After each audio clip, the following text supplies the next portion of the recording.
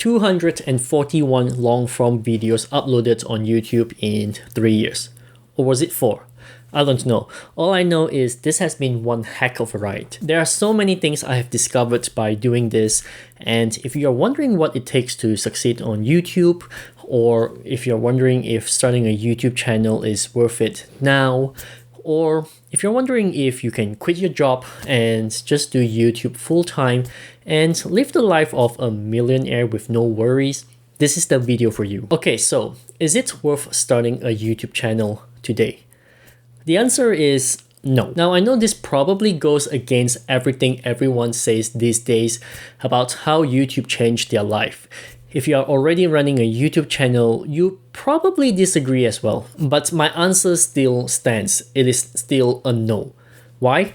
Well, because most people who start a YouTube channel have the wrong idea. And what I mean by that is a majority of those who start a YouTube channel only care about how many subscribers their channel gets. And this sort of mentality is going to make your YouTube journey a nightmare. If you're like me, you probably think that getting 1,000 subscribers is easy peasy. And it is easy enough to say it out loud, but to make it happen, that's a different story. When I first started my channel, that's what I thought as well. I should be able to get to 1 million subscribers in 3 years or so, as long as I work hard and be consistent. But the nature of YouTube is demanding. YouTube wants you to do trendy videos, they want you to be controversial, they want your thumbnails to look good, they want your title to spark curiosity, they want community engagements. And then there's also a reliance on the YouTube algorithm to push your video. And trust me, you just need one push to go from 0 to 5,000 subscribers. Just one push. But that push is random. I know there are many YouTube gurus out there just saying how it is easy and achievable, but there are way too many variables at play here, and no YouTube channel is treated the same. So that's my reason why I don't think it is worth starting a YouTube channel. If you are after the subscribers and attention and fame, don't do it. You got the wrong idea. And I'm advising you because we need to learn to value our time. Creating videos on YouTube is very time consuming. I think you're better off just doing TikTok or Instagram Reels, where creating videos is a lot easier and shorter, and you get to see results in a relatively shorter time than on YouTube. YouTube works more like a search engine. It is like looking up websites, except they're in a video form. And what do websites do? Every website out there has a purpose, whether it is to promote your business or making yourself contactable, or as a place for people to find information or a place to sell stuff. Now, do you see website owners who are only happy because they gain a lot of traffic to their website? No, right? They're happy with the traffic they gain because it directly affects the profits they can make off it. YouTube works in a similar fashion. Each video uploaded has a purpose, whether it is to increase your brand awareness, or maybe you're after more views, since the more views you get, the more money you can make, and potentially more sponsorships as well. You don't upload a video because you want to please viewers. Throughout my time here on YouTube, there were so many people who left me comments asking me about how to get more subscribers, and I can't help but feel they have put themselves in that trap. I trapped myself as well. I know how it feels to be chasing subscribers, but it is not something worth chasing. If it really affects you that badly, then just buy some subscribers and make yourself happy, right? I mean, I don't recommend that at all. It is against YouTube's policy. But hey, if the numbers affect you that badly, just pay for it. Again, I'm not endorsing this, just want to be clear. So again, don't start a channel if all you want is subscribers. But here's the question. How can my channel be labeled as successful if I hardly have any subscribers? This is something I gathered as well in the last 3 years, and a mistake I made. One of the reasons there is so much emphasis on subscribers is because it validates our success, both internally and externally. When you start a YouTube channel, you're probably excited and you want to prove to yourself and those around you that this is the right choice. And the best way to measure that success is, of course, based on your subscribers. Very logical, makes sense, but definitely the wrong way. The best way to measure your success on YouTube is your channel making enough money or progressing in terms of revenue in some way so that you can eventually do this full time. To me, the most successful YouTube channels out there aren't the ones with crazy views and subscribers. The most successful YouTube channel to me are the ones who don't boast or care about how many subscribers and views they get.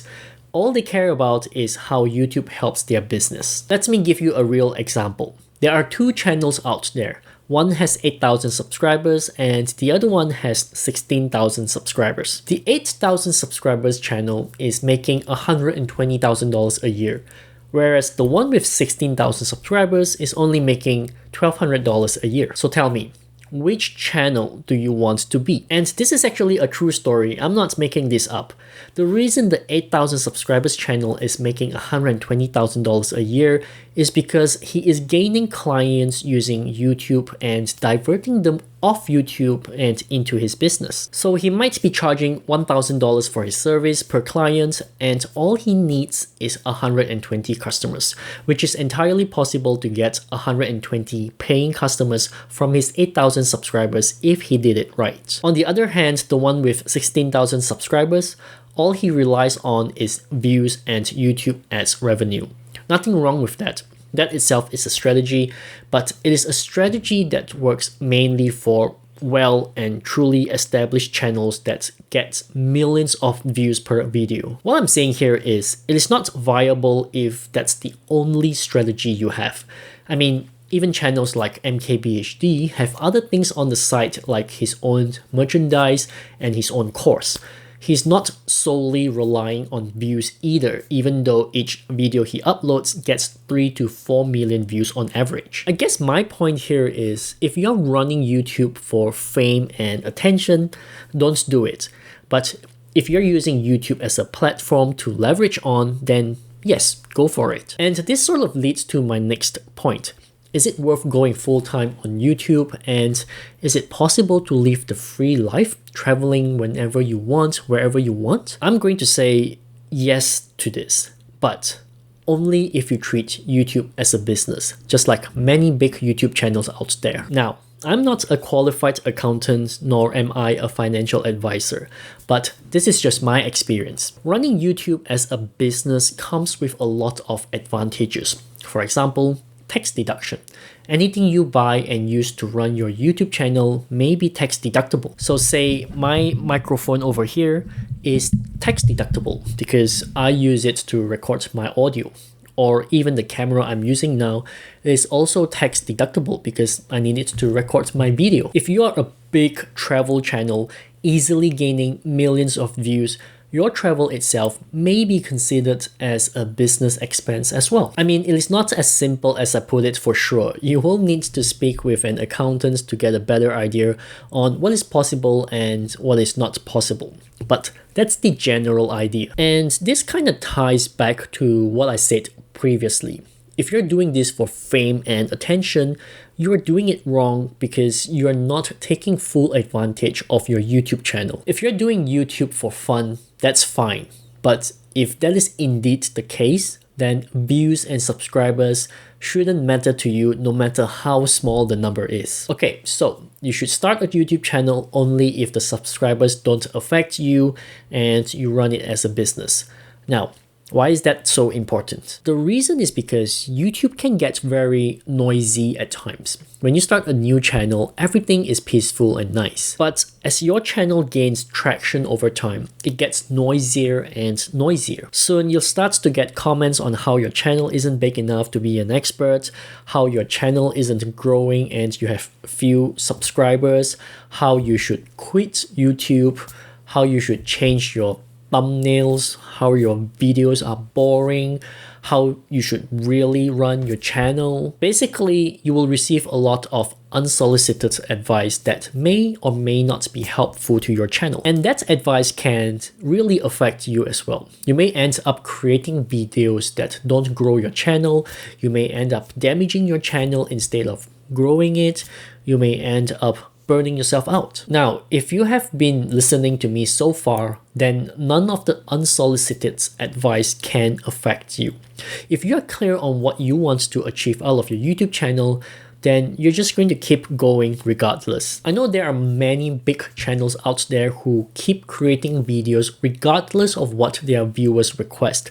They may not get the huge views, but each view they get is another opportunity to convert them and direct them into their sales funnel. Okay, so I'll do a quick recap for you if you did not learn anything so far. If you want to start a YouTube channel for fame and attention and subscribers, don't do it. You're wasting your time. If you want to start a YouTube channel as a business, then make sure you come up with a plan and a goal.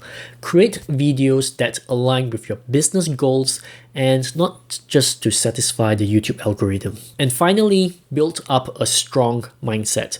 Conversations in the comments section can get heated sometimes. Don't let that affect you and learn to handle them. Those are the big lessons I learned after uploading 241 videos. They are definitely the ones I encountered often, and I have been swayed several times in creating the wrong videos that further damages not just my channel, but the direction of my YouTube channel as well. There are definitely other points as well, like getting sponsorships, collaboration, creating the right titles and thumbnails, but none of that is as important as your attitude and mentality towards your YouTube channel. If you agree with what I've said so far and have not started a YouTube channel, then go ahead and do it, and feel free to reach out to me as well. You can sign up to my newsletter, link in the description, or reach out to me on my social media, links also in the description. So anyways, that's all in this one. Bye.